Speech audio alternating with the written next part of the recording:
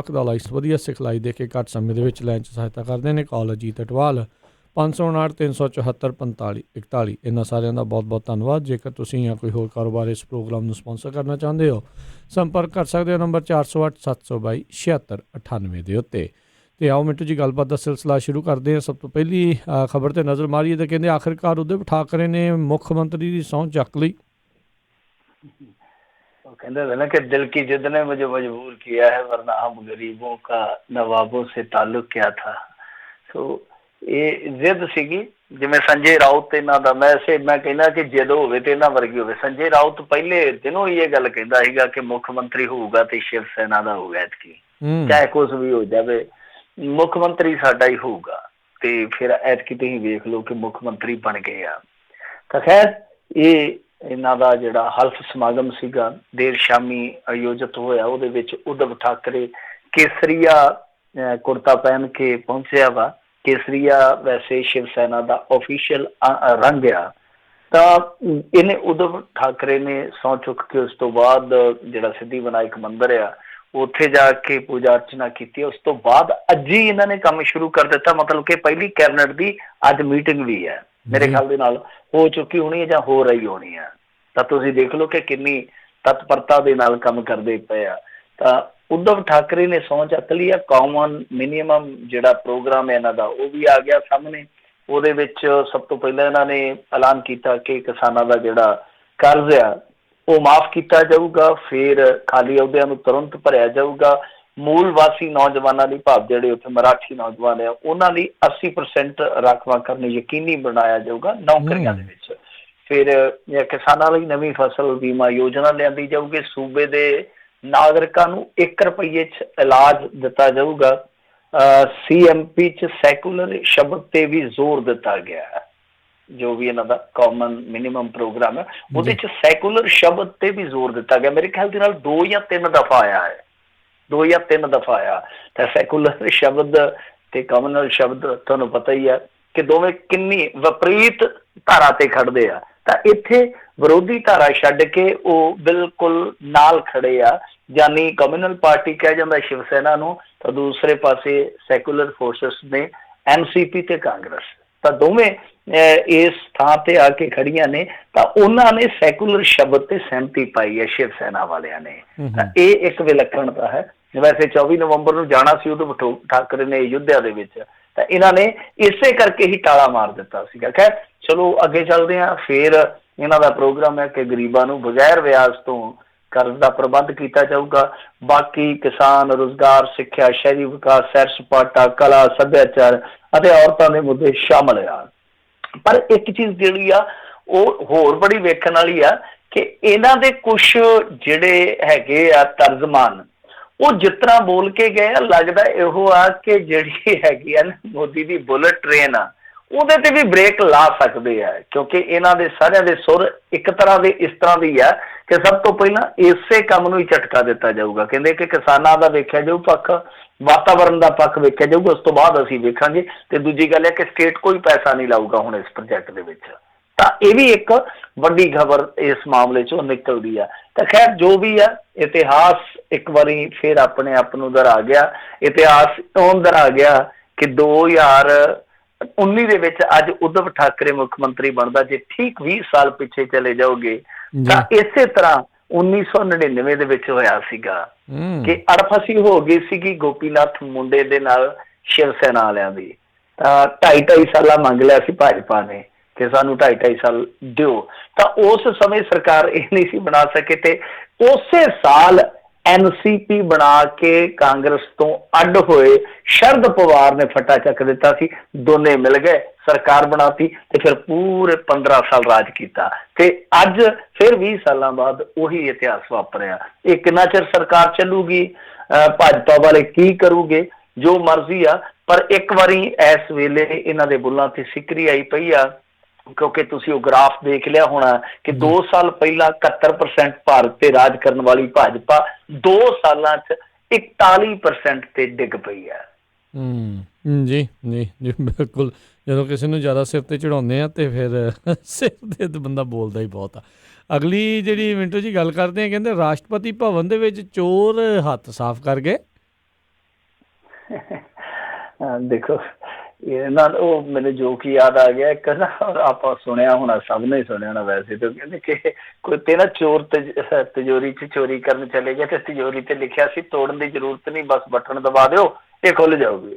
ਤੇ ਬਟਨ ਦਬਾਉਂਦੇ ਹੀ ਪੁਲਿਸ ਆ ਗਈ, ਤੇ ਜਦੋਂ ਪੁਲਿਸ ਵਾਲਿਆਂ ਨੇ ਫੜਿਆ ਕਹਿੰਦੇ ਕਿ ਕੁਛ ਸਫਾਈ 'ਚ ਕਹੋਗੇ, ਕਹਿੰਦੇ ਬਸ ਕੁਛ ਨਹੀਂ ਕਹਿਣਾ, ਮਾਂ ਕਸਮ ਇਹ ਇੱਕ ਇਨਸਾਨੀਅਤ ਤੋਂ ਯਕੀਨ ਉੱਠ ਗਿਆ।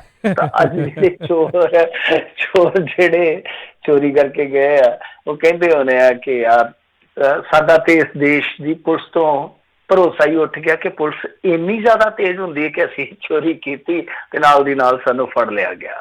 ਤੇ ਖੈਰ ਰਾਸ਼ਟਰਪਤੀ ਭਵਨ ਦੇ ਵਿੱਚ ਹੱਥਮਾਰੀ ਕੀਤੀ ਇਹਨਾਂ ਚੋਰਾਂ ਨੇ, ਫਿਰ ਤੁਹਾਨੂੰ ਪਤਾ ਹੀ ਆ ਕਿ ਪੁਲਿਸ ਜਿਹੜੀ ਆ ਉਹ ਚੁਸਤ ਫੁਰਤ ਹੋ ਜਾਂਦੀ ਹੈ। ਅੱਗੇ ਵੇਖਿਆ ਸੀਗਾ ਮੋਦੀ ਜੀ ਦੀ ਭਤੀਜੀ ਤੋਂ ਪਰਸ ਖੋਇਆ ਗਿਆ ਸੀਗਾ, ਤੇ ਕਿਤਰਾ 600 ਪੁਲਿਸ ਕਰਮਚਾਰੀ ਦੋ ਮਾਮੂਲੀ ਚੋਰਾਂ ਨੂੰ ਲੱਭਣ ਲਈ ਲੱਗ ਗਿਆ ਸੀਗਾ।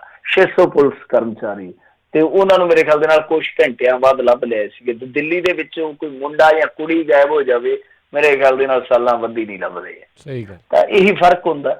ਤਾਂ ਇਹਨਾਂ ਚੋਰਾਂ ਨੇ ਇੱਥੇ ਚੋਰੀ ਕੀਤੀ, ਜਿਸ ਤਰ੍ਹਾਂ ਨਾਲ ਹੱਥਮਾਰੀ ਕੀਤੀ, ਉਹਦੇ ਵਿੱਚ ਕੁਝ ਪਾਈਪਾਂ ਸੀਗੀਆਂ, ਕੁਝ ਪਾਈਪਲਾਈਨ ਦਾ ਕੰਮ ਚੱਲਦਾ ਪਿਆ ਸੀਗਾ, ਤਾਂ ਉਹ ਪਾਈਪਾਂ ਚੁੱਕ ਕੇ ਤੇ ਜਾ ਕੇ ਇਹਨਾਂ ਨੇ ਉੱਤਰ ਪ੍ਰਦੇਸ਼ ਦੇ ਵਿੱਚ ਵੇਚ ਦਿੱਤੀਆਂ। ਕਿਉਂਕਿ CCTV ਕੈਮਰੇ, ਜ਼ਾਹਰਾ ਜੀ ਗੱਲ ਆ, ਰਾਸ਼ਟਰਪਤੀ ਭਵਨ ਦੇ ਮੂਹਰੇ ਲੱਗੇ ਹੋਣੇ ਆ ਥਾਂ ਥਾਂ ਤੇ, ਤਾਂ ਉਹਨਾਂ ਦੇ ਵਿੱਚ ਤਸਵੀਰਾਂ ਕੈਦ ਹੋ ਗਈਆਂ। ਫਿਰ ਇਹ ਚਾਰ ਜਿਹੜੇ ਦੋਸ਼ੀ ਸੀਗੇ ਇਹ ਸਿਆਣੇ ਗਏ, ਮੈਨੂੰ ਲੱਗਦਾ ਇਹ ਸਾਰੇ UP ਦੇ ਹੀ ਆ, ਤੇ ਇਹਨਾਂ ਨੂੰ ਗ੍ਰਿਫਤਾਰ ਕਰ ਲਿਆ ਗਿਆ। ਤੇ ਹੁਣ ਅਗਲੀ ਕਾਰਵਾਈ ਹੈ ਜਿਹੜੀ ਉਹ ਕੋਰਟ ਦੇ ਵਿੱਚ ਹੋਊਗੀ। ਹਾਲ ਦੀ ਘੜੀ ਇਹ ਰਿਮਾਂਡ ਤੇ ਚਲੇ ਜਾਂਦੇ ਆ, ਪਰ ਜਿਹੜੇ ਲੋਕ ਕਹਿੰਦੇ ਸੀਗੇ ਕਿ ਦੇਸ਼ ਸੁਰੱਖਿਅਤ ਹੱਥੋਂ ਵਿੱਚ ਹੈ, ਉਹਨਾਂ ਹੱਥਾਂ ਦੇ ਵਿੱਚੋਂ ਇਹ ਹੱਥਮਾਰੀ ਕਰ ਗਏ ਆ, ਦਾਖੋਰੀ ਕਰ ਗਏ ਆ। ਬੜੀ ਹੈਰਾਨਗੀ ਵਾਲੀ ਗੱਲ ਹੈ ਕਿ ਰਾਸ਼ਟਰਪਤੀ ਭਵਨ ਦੇ ਗੇਟ ਚੋਂ ਪਾਈਪਾਂ ਚੁੱਕ ਕੇ ਲੈ ਕੇ ਗਏ ਹੋ। ਦੇਖ ਲਓ ਜੀ। ਜੀ ਅਗਲੀ ਜਿਹੜੀ ਮਿੰਟੂ ਜੀ ਗੱਲ ਕਰਦੇ, ਕਹਿੰਦੇ SGPC ਦੇ ਉੱਤੇ ਦੋਸ਼ ਮੜਨ ਵਾਲੇ ਮੰਨਾ ਖਿਲਾਫ ਅਕਾਲ ਤਖਤ ਕੋਲ ਸ਼ਿਕਾਇਤ। ਦੇਖੋ ਜਦੋਂ ਸਾਰੀਆਂ ਦਲੀਲਾਂ ਖਤਮ ਹੋ ਜਾਂਦੀਆਂ, ਫਿਰ ਉਦੋਂ ਇਹਨਾਂ ਦੀਆਂ ਇਹੋ ਅਪੀਲਾਂ ਸ਼ੁਰੂ ਹੋ ਜਾਂਦੀਆਂ ਕਿ ਫਲਾਣੇ ਬੰਦੇ ਨੂੰ ਅਕਾਲ ਤਖਤ ਤੇ ਤਲਬ ਕੀਤਾ ਜਾਵੇ। ਤਾਂ ਤੁਹਾਨੂੰ ਪਤਾ ਹੀ ਆ, ਵੈਸੇ ਤੇ ਮਨਦੀਪ ਸਿੰਘ ਮੰਨਾ ਜਦੋਂ ਤੱਕ ਮਜੀਠੀਆ ਦੇ ਨਾਲ ਰਿਹਾ ਸਭ ਕੁਛ ਠੀਕ ਰਿਹਾ, ਜਦੋਂ ਤੱਕ ਉਹ ਮਜੀਠੀਆ ਦੇ ਉਲਟ ਕਾਂਗਰਸੀਆਂ ਨਾਲ ਰਿਹਾ ਸਭ ਕੁਛ ਠੀਕ ਰਿਹਾ, ਜਦੋਂ ਹੁਣ ਨਿਊਟਰਲ ਜਿਹਾ ਹੋ ਕੇ ਤੇ ਪਾਜ ਖੁੱਲਣ ਵਾਲੇ ਪਾਸੇ ਹੋ ਗਿਆ, ਉਦੋਂ ਤੋਂ ਹੁਣ ਉਹ ਸਭ ਦੀ ਅੱਖ ਦੇ ਵਿੱਚ ਰੜਕਣ ਲੱਗ ਪਿਆ। ਤਾਂ ਖੈਰ ਮੰਨੇ ਨੇ ਤੁਹਾਨੂੰ ਪਤਾ ਹੀ ਆ ਕਿ ਪਿਛਲੇ ਕੁਛ ਮਹੀਨਿਆਂ ਤੋਂ ਨੇਰੀ ਲਿਆ ਰੱਖੀ ਆ, ਲਗਾਤਾਰ ਵੀਡੀਓ ਪਾਉਂਦਾ, ਸ਼ਹਿਰੋ ਸ਼ਹਿਰੀ। ਨਵਜੋਤ ਸਿੱਧੂ ਦੇ ਸ਼ਾਇਦ ਗੁਆਂਢ 'ਚ ਰਹਿੰਦਾ ਕਿਤੇ, ਤੇ ਉੱਥੋਂ ਸ਼ਹਿਰੀ ਦੀ ਚੰਗੀ ਉਹਨੂੰ ਮੇਰੇ ਖਿਆਲ ਦੇ ਨਾਲ ਪੁੱਠ ਲੱਗੀ ਆ। ਤਾਂ ਸ਼ੇਰ ਸ਼ੂਰ ਵੀ ਜਿਸ ਤਰੀਕੇ ਨਾਲ ਮੰਨਾ ਮਾਰਦਾ, ਤਾਂ ਬਹੁਤ ਜਲਦੀ ਲੋਕਾਂ ਦੇ ਵਿੱਚ ਨਾ ਉਹ ਹਰਮਨ ਪਿਆਰਾ ਹੋਇਆ। ਹੁਣ ਜਦੋਂ ਉਹਨੇ ਇਸ ਤਰ੍ਹਾਂ ਦੀਆਂ ਵੀਡੀਓ ਪਾਈਆਂ ਜਿਹਦੇ ਵਿੱਚ ਉਹ ਫੈਕਟ ਰੱਖਦਾ, ਤੇ ਦੇਖੋ ਜੀ ਘਿਓ ਦੇ ਮਾਮਲੇ ਦੇ ਵਿੱਚ ਘਪਲਾ ਹੋਇਆ। ਅਸਲ ਦੇ ਵਿੱਚ ਇੱਥੋਂ ਹੀ ਗੱਲ ਜਿਹੜੀ ਉਹ ਗਾਂਹ ਗਈ, ਕਿਉਂਕਿ ਪਹਿਲਾਂ ਸਾਰਾਗੜੀ ਸਰਾਂ ਦਾ ਮਸਲਾ ਚੁੱਕਿਆ। ਉਹਨੇ ਦੱਸਿਆ ਕਿ ਕਿਸ ਤਰ੍ਹਾਂ 20 ਕਰੋੜ ਦਾ ਟੈਂਡਰ ਸੀਗਾ, 40 ਕਰੋੜ ਤੱਕ ਉੱਪੜਿਆ, ਫਿਰ 20 ਲੱਖ ਸਿਰਫ ਤੇ ਸਿਰਫ ਸਫਾਈ ਦਾ ਠੇਕਾ 1 ਮਹੀਨੇ ਦਾ, ਤੇ ਬਾਅਦ ਦੇ ਵਿੱਚ ਉਹੀ ਠੇਕਾ 6 ਲੱਖ ਤੇ ਆ ਗਿਆ। ਫਿਰ ਦੂਜੀ ਜਿਹੜੀ ਵੀਡੀਓ ਸੀ ਉਹਦੇ ਵਿੱਚ ਤੇ ਉਹਨੇ 20 ਹੀ ਪਜਾ ਦਿੱਤੀਆਂ। ਉਹਨੇ ਘਿਓ ਦੇ ਠੇਕੇ ਦਾ ਮੁੱਦਾ ਚੁੱਕਿਆ ਕਿ ਕਿਸ ਤਰ੍ਹਾਂ ਬਿਡਿੰਗ ਦੇ ਦੌਰਾਨ ਜਦੋਂ ਟੈਂਡਰਿੰਗ ਹੋਈ, ਟੈਂਡਰਿੰਗ ਦੇ ਵਿੱਚ ਇੱਕ ਪਾਰਟੀ ਨੇ 80 ਕਰੋੜ ਦਾ ਟੈਂਡਰ ਦਿੱਤਾ, ਦੂਜੇ ਨੇ 72 ਕਰੋੜ ਦਾ ਦਿੱਤਾ। ਤਾਂ ਕਿਉਂਕਿ ਇਹ ਬਿਡਿੰਗ ਨਹੀਂ ਕਰਦੇ, ਮਤਲਬ ਕਿ ਟੈਂਡਰਿੰਗ ਨਹੀਂ ਚਲਾਉਂਦੇ, ਤਾਂ ਇਹ ਉਹ ਜਿਹੜੇ ਲਿਫਾਫੇ ਆਉਂਦੇ ਆ ਉਹ ਖੋਲ ਖਾਲ ਕੇ ਵੇਖ ਲੈਂਦੇ। ਉਹ ਕਹਿੰਦਾ ਕਿ ਕਥਿਤ ਤੌਰ ਤੇ ਇਸ ਤਰ੍ਹਾਂ ਹੀ ਕੁਛ ਹੋਇਆ, ਹੇਰ ਫੇਰ ਹੋਇਆ ਕਿ ਜਿਹੜੀ 72 ਕਰੋੜ ਵਾਲੀ ਸੀਗੀ ਪਾਰਟੀ ਉਹ ਰਹਿ ਗਈ, 80 ਕਰੋੜ ਵਾਲੀ ਟੈਂਡਰ ਲੈ ਗਈ, ਕਿਉਂਕਿ ਹੇਰ ਫੇਰ ਹੋ ਗਿਆ, ਉਹਨੂੰ ਦੇਣਾ ਸੀਗਾ। ਤੇ ਉਹਨਾਂ ਨੇ ਲਗਾਤਾਰ ਘਿਓ ਜਿਹੜਾ ਘੱਟ ਸਪਲਾਈ ਕੀਤਾ। ਇਹ ਮੰਨਾ ਕਹਿੰਦਾ ਕਿ ਮੇਰੇ ਕੋਲ ਰਿਕਾਰਡਿੰਗ ਵੀ ਆ ਖੁਦ ਇਹਨਾਂ ਦੇ ਅਹੁਦੇਦਾਰ ਦੀ, ਜਿਹੜਾ ਮੰਨ ਰਿਹਾ ਕਿ ਇਸ ਤਰ੍ਹਾਂ ਹੋਇਆ। ਤਾਂ ਦੂਜੇ ਪਾਸੇ ਇਹਨਾਂ ਨੇ ਧਮਕੀ ਦਿੱਤੀ ਸੀਗੀ ਕਿ ਅਸੀਂ ਮਾਣਹਾਨੀ ਦਾ ਕੇਸ ਕਰਾਂਗੇ। ਉਹ ਕਹਿੰਦਾ ਕਿ ਕਰੋ ਮਾਣਹਾਨੀ ਦਾ ਕੇਸ, ਅਦਾਲਤ 'ਚ ਚੱਲੋ ਤੇ ਸਹੀ, ਫਿਰ ਆਪਾਂ ਉੱਥੇ ਨਿਬੜਦੇ ਹਾਂ। ਫਿਰ ਉਸ ਤੋਂ ਬਾਅਦ ਹੁਣ ਹੋਇਆ ਕੀ ਆ ਕਿ ਅਕਾਲੀ ਦਲ ਦੇ ਜਿਹੜੇ SC ਵਿੰਗ ਵਾਲੇ ਆ ਉਹ ਅਕਾਲ ਤਖਤ ਤੇ ਪਹੁੰਚੇ। ਉਹਨਾਂ ਆਖਿਆ ਕਿ ਮੰਨਾ ਦੇ ਖਿਲਾਫ ਕਾਰਵਾਈ ਕੀਤੀ ਜਾਣੀ ਚਾਹੀਦੀ ਹੈ, ਕਿਉਂਕਿ ਮੰਨਾ ਇੱਕ ਪੂਰਨ ਸਿੱਖ ਨਹੀਂ ਹੈ ਤੇ ਉਸਨੂੰ ਕੋਈ ਹੱਕ ਨਹੀਂ ਹੈ ਕਿ ਉਹ ਬਿਨਾਂ ਸਬੂਤਾਂ ਦੇ ਅਜਿਹੇ ਦੋਸ਼ ਲਾ ਕੇ ਲੋਕਾਂ ਦੀ ਆਸਥਾ ਨਾਲ ਖਿਲਵਾੜ ਕਰੇ। ਹੁਣ ਦੇਖੋ ਕੋਈ ਵੀ ਬੰਦਾ ਕਿਸੇ ਮਜ਼ਹਬ ਨੂੰ ਮੰਨਦਾ ਜਾਂ ਨਹੀਂ ਮੰਨਦਾ ਵੱਖਰੀ ਗੱਲ ਆ, ਉਹ ਤੇ ਧਾਰਮਿਕ ਪਰੰਪਰਾਵਾਂ ਦੀ ਗੱਲ ਆ, ਉਹ ਲਾਗੂ ਕਰਦਾ ਆਪਣੇ ਤੇ ਜਾਂ ਨਹੀਂ ਕਰਦਾ, ਉਹ ਪਾਲਣ ਕਰਦਾ ਜਾਂ ਨਹੀਂ ਕਰਦਾ। ਪਰ ਗੱਲ ਇਹ ਆ ਕਿ ਜੇ ਕਿਤੇ ਵੀ ਹੇਰਾਫੇਰੀ ਹੁੰਦੀ ਆ, ਕਿਤੇ ਵੀ ਇਸ ਤਰ੍ਹਾਂ ਦੀ ਮਾਰਖੋਰੀ ਹੁੰਦੀ ਆ, ਉਹਦੇ ਖਿਲਾਫ ਬੋਲਣਾ ਕੋਈ ਗੁਨਾਹ ਤੇ ਨਹੀਂ ਹੈ ਨਾ। ਧਰਮ ਤੇ ਸਗੋਂ ਕਹਿੰਦਾ ਕਿ ਸੱਚ ਤੇ ਪਹਿਰਾ ਦੇਣਾ ਚਾਹੀਦਾ, ਤੇ ਸੱਚ ਤੇ ਫਿਰ ਇਹੀ ਸਾਹਮਣੇ ਆਉਂਦਾ ਹਕੀਕਤ ਦੇ ਰੂਪ ਦੇ ਵਿੱਚ ਕਿ ਤੁਸੀਂ ਕਿਉਂ ਭੱਜ ਰਹੇ ਹੋ, ਕਿਉਂ ਇਹਨਾਂ ਚੀਜ਼ਾਂ ਨੂੰ ਲੁਕਾ ਰਹੇ ਹੋ। ਕਿਉਂਕਿ ਉਹ ਤੇ ਤੁਹਾਨੂੰ ਵੰਗਾਰ ਰਿਹਾ, ਕਹਿੰਦਾ ਕਿ ਆਓ ਮੈਨੂੰ ਸਾਰੀਆਂ ਫਾਈਲਾਂ ਦੇ ਦਿਓ ਤੇ ਆਪਾਂ ਬੈਠ ਕੇ ਗੱਲ ਕਰਦੇ ਹੋ। ਉਸ ਤੋਂ ਬਾਅਦ ਜਦੋਂ ਸਾਰੀਆਂ ਫਾਈਲਾਂ ਆ ਜਾਣਗੀਆਂ, ਉਸ ਤੋਂ ਬਾਅਦ ਤੁਸੀਂ ਸਾਬਤ ਕਰ ਦਿਓ ਕਿ ਮੈਂ ਝੂਠਾ ਵਾਂ ਤੇ ਮੈਂ ਖੁਦ DGP ਦੇ ਕੋਲ ਜਾਊਂਗਾ, ਮੈਂ ਖੁਦ ਕਹੂੰਗਾ DGP ਨੂੰ ਕਿ ਲਓ ਭਾਈ ਜਿਹੜੀਆਂ ਵੀ ਧਾਰਾਵਾਂ ਲੱਗਦੀਆਂ ਲਾ ਕੇ ਧਾਰਾ ਮੈਨੂੰ ਅੰਦਰ ਸੁੱਟ ਦਿਓ, ਗੱਲ ਖਤਮ ਹੈ। ਤਾਂ ਫਿਰ ਮੇਰੇ ਖਿਆਲ ਦੇ ਨਾਲ ਇਹ ਪਾਣੀ ਦਾ ਪਾਣੀ, ਦੁੱਧ ਦਾ ਦੁੱਧ ਹੋ ਜਾਣਾ ਚਾਹੀਦਾ। ਹੁਣ ਅਕਾਲ ਤਖਤ ਦੇ ਜਥੇਦਾਰ ਕੀ ਕਾਰਵਾਈ ਕਰਦੇ ਅਮਨਾ ਤੇ ਇਹ ਵੇਖਣਾ ਦਿਲਚਸਪ ਹੋਏਗਾ। ਪਰ ਜਿਸ ਤਰੀਕੇ ਨਾਲ ਇਹ ਹੁਣ ਦੋਸ਼ ਅੱਗੇ ਵੱਧ ਗਿਆ, ਇਹਦੇ ਤੇ SGPC ਕਿਸ ਤਰ੍ਹਾਂ ਠੋਸ ਰੂਪ ਦੇ ਵਿੱਚ ਕੋਈ ਸਫਾਈ ਰੱਖ ਪਾਉਂਦੀ ਆ, ਇਹ ਵੇਖਣਾ ਦਿਲਚਸਪ ਰਹੇਗਾ। ਪਰ SGPC ਹਮੇਸ਼ਾ ਵਾਂਗ ਤੁਹਾਨੂੰ ਪਤਾ ਗੂੰਗਲੂਆਂ ਤੋਂ ਮਿੱਟੀ ਝਾੜਦੀ ਨਜ਼ਰ ਆਉਂਦੀ ਆ, ਪਰ ਇਸ ਮਾਮਲੇ ਦੇ ਵਿੱਚ ਘੱਟੋ ਘੱਟ ਕੁਛ ਨਾ ਕੁਛ ਉਹਨਾਂ ਨੂੰ ਠੋਸ ਰੂਪ ਚ ਕਰਨਾ ਚਾਹੀਦਾ। ਕਿਉਂਕਿ ਮੰਨਾ ਤੇ ਇੱਥੋਂ ਤੱਕ ਕਹਿੰਦਾ ਕਿ ਕੰਪਲੈਕਸ ਦੇ ਵਿੱਚ ਇੱਕ ਲੰਗਰ ਦੀ ਸੇਵਾ ਚੱਲਦੀ, ਲੰਗਰ ਹਾਲ ਦੀ ਸੇਵਾ ਚੱਲਦੀ ਆ, ਉਹ ਠੇਕੇ ਤੇ ਦਿੱਤੀ ਗਈ ਹੈ ਗਾਂ ਕਿਸੇ ਨੂੰ। ਜਿਵੇਂ ਆਪਾਂ ਕੰਪਨੀਆਂ ਨੂੰ ਜਾਂ ਮਿਸਤਰੀਆਂ ਨੂੰ, ਵੱਡਿਆਂ ਨੂੰ ਜਾਂ ਠੇਕੇਦਾਰਾਂ ਨੂੰ ਠੇਕੇ ਤੇ ਦੇ ਦਿੰਦੇ ਆ, ਤੇ 9-10 ਸਾਲਾਂ ਦੇ ਵਿੱਚ ਉਹ ਅਜੇ ਤੱਕ ਪੂਰੀ ਨਹੀਂ ਹੋ ਸਕੀ। ਜਦਕਿ ਉਹਦਾ ਦਾਅਵਾ ਕਿ ਜੇ ਸੰਗਤ ਨੂੰ ਇਹੀ ਸੇਵਾ ਦਿੱਤੀ ਹੁੰਦੀ ਤੇ ਉਹਨਾਂ ਨੇ 10 ਮਹੀਨਿਆਂ 'ਚ 9 ਮਹੀਨਿਆਂ 'ਚ ਪੂਰੀ ਕਰ ਦੇਣੀ ਸੀ। ਕਿਉਂ? ਕਿਉਂਕਿ ਉਹਦੇ 'ਚ ਖਾਣ ਪੀਣ ਬਣੀ ਜਾਂਦਾ। ਸੋ ਦੋਸ਼ ਬੜੇ ਆ, ਬਹੁਤ ਗੰਭੀਰ ਦੋਸ਼ ਆ। ਇਹਨਾਂ ਦੋਸ਼ਾਂ ਦੀ ਕੋਈ ਪ੍ਰੋੜਤਾ ਨਹੀਂ ਕਰ ਸਕਦਾ ਜ਼ਿਆਤੀ ਤੌਰ ਤੇ, ਪਰ ਕੋਈ SGPC ਨੂੰ ਵੀ ਆਪਣੇ ਪੱਧਰ ਤੇ ਬਰੀ ਨਹੀਂ ਕਰ ਸਕਦਾ। ਜ਼ਰੂਰਤ ਇਸੇ ਗੱਲ ਦੀ ਆ ਕਿ ਤੱਥਾਂ ਦੇ ਆਧਾਰ ਤੇ ਹੁਣ ਲੜਾਈ ਜਿਹੜੀ ਆ ਉਹ ਇਹਨਾਂ ਨੂੰ ਲੜਨੀ ਚਾਹੀਦੀ ਹੈ। ਜੋ ਵੀ ਤੱਥ ਹੈਗੇ, ਫੈਕਟਸ ਹੈਗੇ ਆ, SGPC ਨੂੰ ਵੀ ਮੋਹਰੇ ਲਿਆਉਣੇ ਚਾਹੀਦੇ ਆ। ਜੇ ਇਹਨਾਂ ਕਾਨੂੰਨੀ ਅੜਚਨਾ 'ਚ ਇਹ ਅੜ ਜਾਣਗੇ, ਇਹਨਾਂ ਦਿੱਕਤਾਂ 'ਚ ਉਲਝਣਗੇ, ਤਾਂ ਮੇਰੇ ਖਿਆਲ ਦੇ ਨਾਲ ਘਾਟਾ ਇਹਨਾਂ ਨੂੰ ਹੀ ਆ। ਮਨਦੀਪ ਸਿੰਘ ਮੰਨਾ ਤੇ ਤਿਆਰ ਹੀ ਆ ਵੀ ਆ ਜਾਓ, ਤੇ ਅਸੀਂ ਤੇ ਜਿਵੇਂ ਉਹ ਗਾਣਾ ਸੀਗਾ ਨਾ, ਮੱਚਣੇ ਨੂੰ ਤਿਆਰ ਬੈਠੇ ਆ, ਤੇ ਇਹ ਤੇ ਮੱਛਣ ਨੂੰ ਤਿਆਰ ਹੀ ਬੈਠਾ, ਕਹਿੰਦਾ ਕਿ ਆ ਜਾਓ, ਕੋਈ ਗੱਲ ਨਹੀਂ, ਆਪਾਂ ਉੱਥੇ ਦੇਖ ਲੈਂਦੇ ਤਮਾਸ਼ਾ। ਜੀ ਜੀ। ਅਗਲੀ ਜਿਹੜੀ ਮਿੰਟੂ ਜੀ ਗੱਲ ਕਰਦੇ ਆ, ਕਹਿੰਦੇ ਪੰਜਾਬ ਸਰਕਾਰ ਦਾ ਜਿਹੜਾ ਪੰਜਾਬੀ ਪ੍ਰਤੀ ਇੱਕ ਵਾਰੀ ਫਿਰ ਪਿਆਰ ਜਾਗਿਆ, ਫਿਰ ਜਾਗੀ ਉਸ ਦੇ ਪ੍ਰਤੀ। ਨਹੀਂ, ਇਹਨਾਂ ਦਾ ਪਿਆਰ ਤਮਾਈ ਸ਼ਮਾਈ ਜਾਗ ਜਾਂਦਾ, ਫਿਰ ਸੌ ਜਾਂਦਾ। ਬੜਾ ਚੰਦਰਾ ਜਿਹਾ ਪਿਆਰ ਹੈ ਇਹਨਾਂ ਦਾ, ਸਦਾ ਨਹੀਂ ਜਾਗਦਾ ਰਹਿੰਦਾ। ਸੋ ਇਹਨਾਂ ਨੇ ਫਿਰ ਇੱਕ ਵਾਰੀ ਸਾਰੇ ਵਿਭਾਗਾਂ ਦੇ ਮੁਖੀਆਂ ਤੋਂ ਇਲਾਵਾ ਡਿਵੀਜ਼ਨਲ ਕਮਿਸ਼ਨਰਾਂ, ਡਿਪਟੀ ਕਮਿਸ਼ਨਰਾਂ, ਬੋਰਡ, ਕਾਰਪੋਰੇਸ਼ਨ ਤੇ ਚੇਅਰਮੈਨਾਂ ਸਮੇਤ ਪੰਜਾਬ ਤੇ ਹਰਿਆਣਾ ਹਾਈ ਕੋਰਟ ਦੇ ਰਜਿਸਟਰਾਰ ਨੂੰ ਪੱਤਰ ਲਿਖਿਆ। ਉਹਦੇ ਵਿੱਚ ਪੰਜਾਬ ਰਾਜ ਭਾਸ਼ਾ ਤਰਮੀਮ ਐਕਟ 2018 ਅਨੁਸਾਰ ਸਾਰਾ ਦਫ਼ਤਰੀ ਕੰਮਕਾਜ ਰਾਜ ਭਾਸ਼ਾ ਵਿੱਚ ਕਰਨ ਲਈ ਲਿਖਿਆ ਗਿਆ। ਸੋ ਇਹ ਪੱਤਰ ਲਿਖ ਦਿੰਦੇ ਇਸ ਤਰ੍ਹਾਂ। ਉਸ ਤੋਂ ਬਾਅਦ ਉਹ ਜਿਹੜੇ ਪੱਤਰ ਆ ਉਹ ਉਹਨਾਂ ਦੇ ਪੱਤਰੇ ਜਿਹੜੇ ਆ ਉਹ ਉਧਰ ਖੂੰਜਾਂ 'ਚ ਵੜ ਜਾਂਦੇ ਆ, ਜਿੱਥੋਂ ਕਦੇ ਨਹੀਂ ਨਿਕਲਦੇ। ਸੋ ਗੱਲ ਇਹ ਆ ਕਿ ਇਸ ਤਰ੍ਹਾਂ ਹੁਣ ਜਿੱਦਾਂ ਇਹਨਾਂ ਨੇ ਕਿਹਾ, ਤ੍ਰਿਪਤ ਰਜਿੰਦਰ ਸਿੰਘ ਬਾਜਵਾ ਹੋਰਾਂ ਨੇ ਕਿ ਅਸੀਂ ਸੋਧ ਕਰਾਂਗੇ ਜੀ ਐਕਟ ਦੇ ਵਿੱਚ, ਇਹਨੂੰ ਅਫੈਂਸ ਬਣਾ ਦੇਵਾਂਗੇ। ਮਤਲਬ ਕਿ ਜਿੱਥੇ ਵੀ ਪੰਜਾਬੀ ਦੀ ਕੋਈ ਬੇਹੁਰਮਤੀ ਹੋਊਗੀ, ਮਸਲਨ ਜਿੱਦਾਂ ਤੁਸੀਂ ਪ੍ਰਾਈਵੇਟ ਕਾਰੋਬਾਰੀ ਆ, ਨਿੱਜੀ ਕਾਰੋਬਾਰੀ ਆ, ਮਤਲਬ ਕਿ ਮੈਂ ਲੈ ਲਓ ਕਿ ਮੇਰੀ ਇੱਕ ਰੇਹੜੀ ਹੈ, ਤੇ ਰੇਹੜੀ ਦੇ ਉੱਤੇ ਵੀ ਮੈਂ ਜੇ ਲਿਖਣਾ ਫਲਾਂ ਬਰਗਰ ਹਾਊਸ, ਫਲਾਂ ਕੁਛ ਵੀ ਹੈ, ਜੋ ਵੀ ਹੈ, ਤਾਂ ਪਹਿਲਾਂ ਪੰਜਾਬੀ 'ਚ ਲਿਖਣਾ ਪਊਗਾ। ਜੇ ਕੋਈ ਨਿੱਜੀ ਕੰਮਕਾਰ ਕਰਨ ਵਾਲਾ ਵੀ ਇਸ ਤਰ੍ਹਾਂ ਨਹੀਂ ਕਰੂਗਾ ਤੇ ਅਸੀਂ ਉਹਨੂੰ ਵੀ ਸਜ਼ਾ ਦੇਵਾਂਗੇ, ਅਸੀਂ ਉਹਨੂੰ ਵੀ ਦੰਡ ਲਾਵਾਂਗੇ। ਤੇ ਦੂਸਰੇ ਪਾਸੇ ਇਸ ਤਰ੍ਹਾਂ ਕਰਕੇ ਇਹਨਾਂ ਨੇ ਹੁਣ ਦੂਜਿਆਂ ਨੂੰ ਵੀ ਕਿਹਾ, ਵਕਾਲਤ ਕੀਤੀ ਆ ਕਿ ਪੰਜਾਬੀ ਨੂੰ ਤਰਜੀਹ ਦਿਓ। ਗੱਲ ਠੀਕ ਹੈ, ਚੰਗੀ ਗੱਲ ਆ, ਪਰ ਰੌਲਾ ਇਹ ਹੈ ਕਿ ਤੁਸੀਂ ਖੁਦ ਇਸ ਤਰ੍ਹਾਂ ਦੇ ਅਮਲ ਨਹੀਂ ਕਰਦੇ ਹੋ। ਆਪਾਂ ਅੱਗੇ ਇੱਕ ਦਿਨ ਗੱਲ ਕੀਤੀ ਸੀਗੀ ਕਿ ਇਹਨਾਂ ਨੇ ਆ ਜਿਹੜੀਆਂ ਹੁਣ ਪਿੱਛੇ ਜੇ ਸ਼ਖਸੀਅਤਾਂ ਸਨਮਾਨੀਆਂ ਨੇ, ਉਹਨਾਂ ਦੇ ਜਿਹੜੇ ਸੋਭਾ ਪੱਤਰ ਸੀਗੇ ਉਹ ਅੰਗਰੇਜ਼ੀ 'ਚ ਲਿਖੇ ਸਰਕਾਰ ਨੇ। ਕਮਾਲ ਦੀ ਗੱਲ ਆ ਕਿ ਗੁਰੂ ਸਾਹਿਬ ਦੇ ਬਾਬੇ ਨਾਨਕ ਦੇ ਪ੍ਰਕਾਸ਼ ਪੁਰਬ ਦੇ ਮੌਕੇ ਤੇ ਇਹਨਾਂ ਨੇ ਕੁਝ ਸ਼ਖਸੀਅਤਾਂ ਨੂੰ ਸਨਮਾਨ ਦੇਣੇ ਸੀਗੇ, ਤਾਂ ਉਹਨਾਂ ਸਨਮਾਨਾਂ ਦੇ ਜਿਹੜੇ ਸੋਭਾ ਪੱਤਰ ਸੀਗੇ ਉਹ ਅੰਗਰੇਜ਼ੀ 'ਚ ਲਿਖੇ ਜਾਂਦੇ ਆ। ਤਾਂ ਤੁਸੀਂ ਆਪ ਹੀ ਅੰਦਾਜ਼ਾ ਲਾ ਲਓ ਕਿ ਜੇ ਮੰਨ ਲਓ ਸਖਤੀ ਹੁੰਦੀ ਆ, ਪਰਚੇ ਹੁੰਦੇ ਆ, ਤਾਂ ਸਭ ਤੋਂ ਪਹਿਲਾ ਪਰਚਾ ਕਿਹਦੇ ਤੇ ਬਣਨਾ ਸੀਗਾ? ਜਿੱਦੇ ਦੀ ਇਹ ਸਖਤਾਈ ਕਰਦੇ ਆ, ਸਭ ਤੋਂ ਪਹਿਲਾਂ ਪਰਚਾ ਹੀ ਸਰਕਾਰ ਤੇ ਹੋਣਾ ਸੀਗਾ। ਤੇ ਜਿੱਦਾਂ ਪੰਜਾਬੀ ਤੇ ਬੋਲਣ ਡਏ ਸੀ ਤ੍ਰਿਪਤ ਰਜਿੰਦਰ ਸਿੰਘ ਬਾਜਵਾ ਹੋਰੀ ਅਸੈਂਬਲੀ ਦੇ ਵਿੱਚ, ਉਹ ਬੋਲ ਕੇ ਹਟੇ ਤੇ ਜਿਹੜਾ ਅਗਲਾ ਮਤਾ ਪੜ੍ਹਨ ਲੱਗੇ ਮੁੱਖ ਮੰਤਰੀ ਸਾਹਿਬ, ਉਹ ਅੰਗਰੇਜ਼ੀ 'ਚ ਆ ਗਿਆ ਤੇ ਉੱਥੇ ਸ਼ਰਮ ਚੁੱਕੀ ਨਹੀਂ ਸੀ ਜਾਂਦੀ। ਸੋ ਕਹਿਣ ਦਾ ਭਾਵ ਹੈ ਸਰਕਾਰ ਜੇ ਖੁਦ ਠੀਕ ਹੋਵੇ, ਹੇਠਲੇ ਪੱਧਰ ਤੇ ਇਹ ਕੰਮ ਕਰ ਤਾਂ ਹੀ ਠੀਕ ਹੋਣਾ, ਨਹੀਂ ਤਾਂ ਕੋਈ ਨਹੀਂ ਪਰਵਾਹ ਕਰਦਾ ਇਹਨਾਂ ਪੱਤਰਾਂ ਪੁੱਤਰਾਂ ਦੀ। ਫਿਰ ਇਹ ਤੁਸੀਂ ਆਪ ਹੀ ਕਹੋਗੇ ਤੇਰੇ ਪੱਤਰ ਪੜ੍ਹ ਪੜ੍ਹ ਕੇ ਰੋਏ, ਜਿਵੇਂ ਗਾਣਾ ਸੀਗਾ ਨਾ, ਫਿਰ ਪੱਤਰ ਪੜ੍ਹ ਪੜ੍ਹ ਕੇ ਆਪ ਦੇ ਪੱਤਰ ਆਪ ਹੀ ਰੋ ਸਕਦੇ ਆ, ਕੁਛ ਹੋ ਨਹੀਂ ਸਕਦਾ। ਜੀ ਜੀ। ਅਗਲੀ ਜਿਹੜੀ ਗੱਲ ਕਰਦੇ, ਕਹਿੰਦੇ ਅਬੋਹਰ ਦੀ ਵਿੱਚ ਫੌਜ ਦੀ ਐਂਬੂਲੈਂਸ ਹਾਦਸੇ ਦਾ ਸ਼ਿਕਾਰ ਹੋਈ, 3 ਅਫਸਰਾਂ ਦੀ ਮੌਤ, 2 ਜ਼ਖਮੀ। ਦੇਖੋ, ਇਹ ਜਿਹੜੀ ਆਰਮੀ ਦੀ ਐਂਬੂਲੈਂਸ ਟਰਾਲੇ ਨਾਲ ਟਕਰਾਈ ਆ, ਬਿਲਕੁਲ ਸਾਡੇ ਪਿੰਡਾਂ ਦੇ ਲਾਗੇ ਦੀ ਘਟਨਾ, ਬੜੀ ਮਾੜੀ ਘਟਨਾ, ਮੰਦਭਾਗੀ ਘਟਨਾ ਜੀ। ਟੱਕਰ ਇੰਨੀ ਜ਼ਬਰਦਸਤ ਸੀ ਕਿ ਆਰਮੀ ਦੀ ਐਂਬੂਲੈਂਸ ਨੂੰ ਅੱਗ ਲੱਗ ਗਈ ਬਾਅਦ ਦੇ ਵਿੱਚ, ਤੇ ਇਹਦੇ ਵਿੱਚ ਨਾਇਕ ਸੂਬੇਦਾਰ ਤੇ ਇੱਕ ਕੰਪਾਊਂਡਰ ਸੀਗੇ ਜਿਹੜੇ, ਉਹਨਾਂ ਦੀ ਮੌਤ ਹੋ ਗਈ, ਦਰਦਨਾਕ ਮੌਤ ਹੋ ਗਈ ਆ। ਇੱਕ ਮੇਰੇ ਖਿਆਲ ਦੇ ਨਾਲ ਸਿਪਾਹੀ ਤੇ ਇਸ ਤੋਂ ਇਲਾਵਾ ਕੁਛ ਹੋਰ ਆਰਮੀ ਮੈਨ ਸੀਗੇ ਜਿਹੜੇ, ਉਹ ਜ਼ਖਮੀ ਵੀ ਹੋਏ ਹਨ।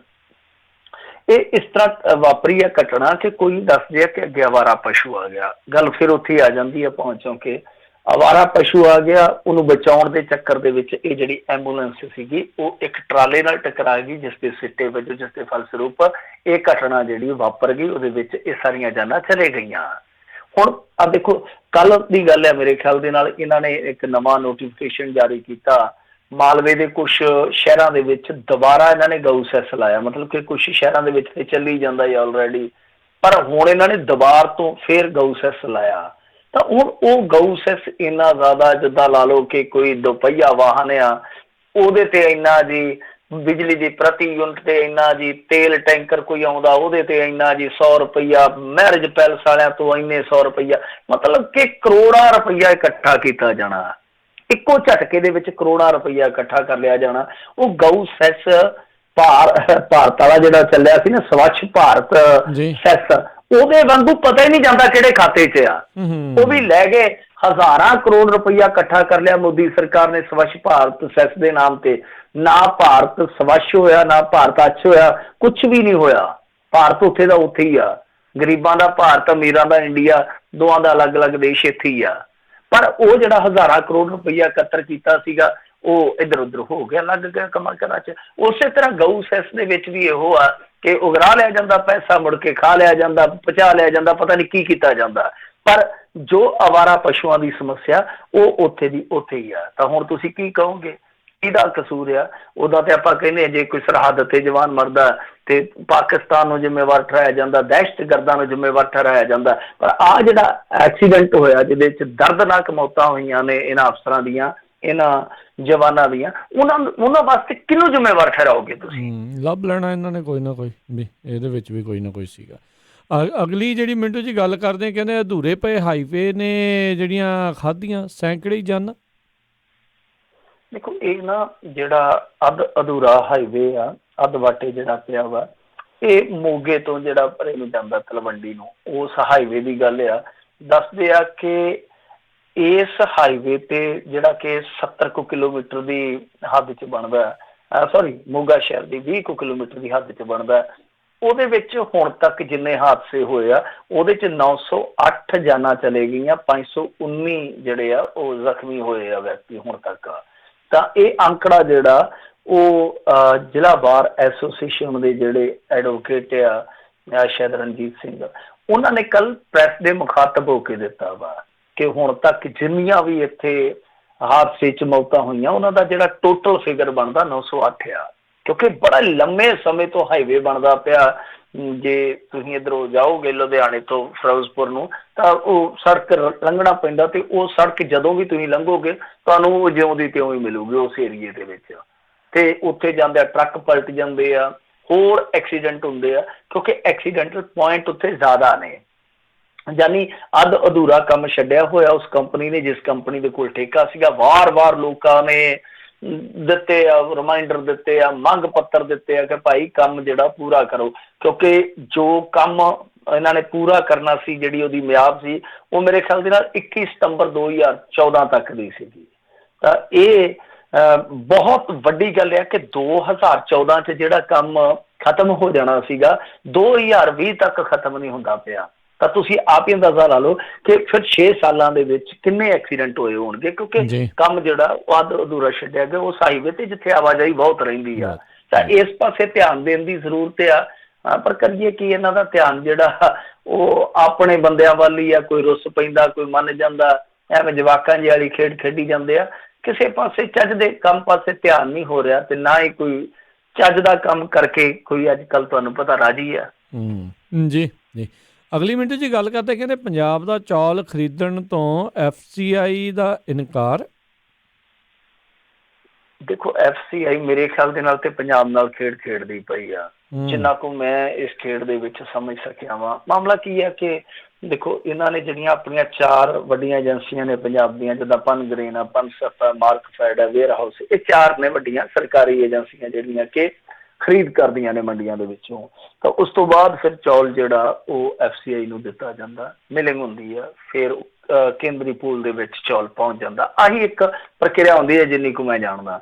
ਪਰ ਹੁਣ ਅਚਾਨਕ ਇਹ ਖਬਰ ਆ ਜਾਣੀ ਕਿ FCI ਨੇ ਚੌਲ ਖਰੀਦਣ ਤੋਂ ਇਨਕਾਰ ਕਰ ਦਿੱਤਾ, ਇਹ ਬੜੀ ਮਾੜੀ ਗੱਲ ਹੈ। ਕਿਉਂਕਿ ਚੌਲ ਜਿਹੜਾ ਹਾਲੇ ਕੇਂਦਰੀ ਪੂਲ 'ਚ ਨਹੀਂ ਪਹੁੰਚਿਆ। ਠੀਕ ਹੈ, ਮੰਡੀਆਂ 'ਚੋਂ ਬਹੁਤ ਹਿੱਸੇ ਦੀ ਖਰੀਦ ਹੋ ਚੁੱਕੀ ਆ, ਪਰ ਕੇਂਦਰੀ ਪੂਲ ਦੇ ਵਿੱਚ ਨਹੀਂ ਪਹੁੰਚਿਆ। ਪੇਮੈਂਟਾਂ ਪੂਰੀਆਂ ਹਾਲੇ ਨਹੀਂ ਆਈਆਂ ਹੇਠਲੇ ਪੱਧਰ ਤੇ। ਜੇ ਤੁਸੀਂ ਵੇਖੋਗੇ ਤਾਂ ਚੱਕਰ ਕੀ ਪੈਣਾ ਹੁਣ, ਮੰਨ ਲਓ ਇਹ ਤੇ ਇੱਕ ਬਹਾਨਾ ਜਿਹਾ ਬਣਾਈ ਜਾਂਦੇ ਆ ਕਿ ਦੇਖੋ ਜੀ ਐਤਕੀ ਆੜ੍ਹਤੀਆਂ ਨੂੰ ਪੈਸੇ ਨਹੀਂ ਸੀ ਦੇਣੇ, ਅਸੀਂ ਸਿੱਧੇ ਕਿਸਾਨਾਂ ਦੇ ਖਾਤਿਆਂ 'ਚ ਪਾਉਣੇ ਸੀ, ਸਰਕਾਰ ਨੇ ਕੰਮ ਨਹੀਂ ਕੀਤਾ ਤਾਂ ਅਸੀਂ ਹੁਣ ਇਹਨਾਂ ਤੋਂ ਚੌਲ ਨਹੀਂ ਖਰੀਦਣਾ। ਪਰ ਅੰਦਰਲੀ ਗੱਲ ਤੇ ਇਹ ਆ ਕਿ FCI ਦੇ ਕੋਲ ਚੌਲ ਲਾਉਣ ਵਾਸਤੇ ਜਗ੍ਹਾ ਹੀ ਨਹੀਂ ਹੈਗੀ। ਕਿਉਂਕਿ ਪਿਛਲੇ ਦਿਨੀ ਇੱਕ ਮੈਂ ਅਖਬਾਰ ਦੇ ਵਿੱਚ ਰਿਪੋਰਟ ਪੜ੍ਹਦਾ ਪਿਆ ਸੀ, ਸ਼ਾਇਦ ਅੰਗਰੇਜ਼ੀ ਅਖਬਾਰ ਨੇ ਲਾਈ ਸੀਗੀ, ਕਿ FCI ਦੇ ਕੋਲ ਤੇ ਇੰਨਾ ਚੌਲ ਆ ਕਿ 3 ਹਿੱਸਾ ਉਹਦਾ ਹਾਲੇ ਬਾਹਰ ਪਿਆ, ਯਾਨੀ ਉਹ ਭਰਪੂਰ ਹੋਇਆ ਪਿਆ ਉਹਨਾਂ ਦਾ ਸਟਾਕ। ਤੇ ਇਹਨਾਂ ਦੇ ਕੋਲ ਚੌਲ ਲਾਉਣ ਵਾਸਤੇ ਜਗ੍ਹਾ ਹੀ ਹੈ ਨਹੀਂ ਗੀ। ਤਾਂ ਹੁਣ FCI ਇਸ ਗੱਲ ਤੇ ਅੜੰਗਾ ਪਾ ਕੇ ਬਹਿ ਗਈ ਆ ਕਿ ਤੁਸੀਂ ਕਿਸਾਨਾਂ ਦੇ ਖਾਤੇ ਆ ਜਿਹੜੇ ਉਹ ਲਿੰਕ ਨਹੀਂ ਕੀਤੇ, ਇਸ ਕਰਕੇ ਅਸੀਂ ਚੌਲ ਨਹੀਂ ਖਰੀਦਾਂਗੇ। ਤਾਂ ਹੁਣ ਇਹਦਾ ਰੱਟਾ ਜਿਹੜਾ ਹੋਗਾ ਹੋਰ ਪੈ ਸਕਦਾ, ਕਿਉਂਕਿ ਤੁਸੀਂ ਵੇਖੋਗੇ ਪੈਰੋ ਪੈਰ ਠੰਡ ਵੱਧ ਜਾਣੀ ਹੈ। ਹੁਣ ਨਵੀਂ ਵਾਲਾ ਰੇੜਕਾ ਜਿਹੜਾ ਵੱਧ ਜਾਊਗਾ। ਮੁੜ ਕੇ ਕਿਤੇ ਇਹ ਨਾ ਹੋਵੇ ਜਿਹੜਾ ਮੈਨੂੰ ਡਰ ਆ ਕਿ ਚੌਲ ਜਿਹੜਾ ਉਹ ਸਾਡਾ ਰਿਜੈਕਟ ਹੋ ਜਾਵੇ ਅੱਗੇ ਜਾ ਕੇ। ਸੋ ਇਹ ਇੱਕ ਬਹੁਤ ਵੱਡਾ ਡਰ ਰਹੇਗਾ ਕਿ ਕੇਂਦਰੀ ਪੂਲ ਦੇ ਵਿੱਚ ਜਦੋਂ ਚੌਲ ਜਾਊਗਾ, ਜੇ ਮੰਨ ਲਓ ਰਿਜੈਕਸ਼ਨ ਲੱਗ ਜਾਂਦੀ ਆ ਤੇ ਪੰਜਾਬ ਦਾ ਕੇਂਦਰੀ ਪੂਲ ਤੋਂ ਚੌਲ ਬਾਹਰ ਰਹਿ ਜਾਂਦਾ, ਤਾਂ ਉਹਦੇ ਵਿੱਚ ਕਿੱਡਾ ਵੱਡਾ ਰੇੜਕਾ ਸ਼ੁਰੂ ਹੋਊਗਾ। ਤਾਂ ਜ਼ਾਰਾ ਜੀ ਗੱਲ ਹੈ ਕਿ ਪੰਜਾਬ ਸਰਕਾਰ ਨੂੰ ਇਸ ਮੁੱਦੇ ਤੇ ਥੋੜੀ ਜਿਹੀ ਸਰਗਰਮੀ ਵਿਖਾਉਣੀ ਚਾਹੀਦੀ ਹੈ, ਇਹਦਾ ਹੱਲ ਕੱਢਣਾ ਚਾਹੀਦਾ। ਜੀ ਜੀ ਜੀ। ਤੇ ਮਿੰਟੂ ਜੀ, ਬਹੁਤ ਬਹੁਤ ਤੁਹਾਡਾ ਧੰਨਵਾਦ ਕਰਦੇ ਹਾਂ, ਤੁਸੀਂ ਸਾਡੇ ਨਾਲ ਜੁੜੇ, ਇਹਨਾਂ ਖਬਰਾਂ ਬਾਰੇ ਤੁਸੀਂ ਜਾਣਕਾਰੀ ਦਿੱਤੀਆਂ। ਅਗਲੀ ਵਾਰ ਤੱਕ ਲਈ ਬੜੀ ਮਿਹਰਬਾਨੀ। ਪਿਆਰ ਭਰੀ ਸਤਿ ਸ਼੍ਰੀ ਅਕਾਲ ਜੀ। ਸਤਿ ਸ੍ਰੀ ਅਕਾਲ ਜੀ। ਜੀ ਤੇ ਸਰੋਤਿਓ, ਇੱਥੇ ਹੀ ਸਾਡਾ ਅੱਜ ਦਾ ਇਹ ਪ੍ਰੋਗਰਾਮ ਆ ਉਹ ਹੁਣ ਸਮਾਪਤ ਆ। ਮਿਲਦੇ ਹਾਂ ਤੁਹਾਨੂੰ ਸਾਰਿਆਂ ਨੂੰ ਅਗਲੀ ਵਾਰ। ਉਦੋਂ ਤੱਕ ਲਈ ਮੇਰੇ ਵੱਲੋਂ ਵੀ ਪਿਆਰ ਭਰੀ ਨਿੱਘੀ ਸਤਿ ਸ਼੍ਰੀ ਅਕਾਲ। ਜਿਹਦੇ ਵਾਸਤੇ ਰਹੋ, ਹੱਸਦੇ ਖੇਲਦੇ ਰਹੋ, ਸੁਣਦੇ ਰਹੋ ਪੰਜਾਬੀ ਰੇਡੀਓ USA।